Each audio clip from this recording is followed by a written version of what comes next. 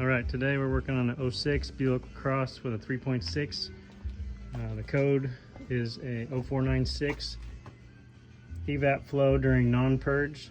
So I'm going to show you one of the common issues with that code. It can be a gas cap, but a lot of times it's this solenoid for vacuum on the purge valve. So we can just take this cover off.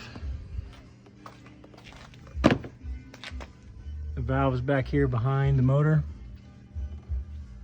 Right here. This is the line coming from the intake going into the valve. On the back side is the line going to the fuel tank and an electrical plug. So you can remove this hose right here to give you a little more visibility to what's going on back there if you want. But essentially we're just going to remove it off of here so we have a little bit more room to work with. Also we're going to pull this clip sideways, pull that hose off to the gas tank. We're going to take this electrical clip off.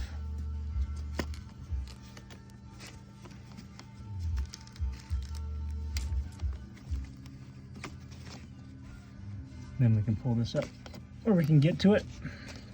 So now you got visibility. So this vacuum is what we're going to be testing. We'll just put a small piece of paper over it. If it pulls a vacuum with the electrical unplugged and the car running, then the solenoid is bad. So replace the solenoid and it'll get rid of your code. So I'm gonna go turn it on and we will cut back to the video and show if it has a vacuum or not. One thing I need to mention before you go to test this part with that vacuum, you have to plug this hose back in or else you won't have enough vacuum for the engine to stay running.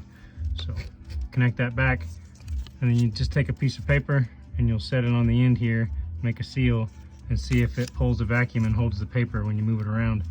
Then you'll know that it's pulling a vacuum in this part. All right, so with the engine running, now we'll test and see if this is holding the vacuum.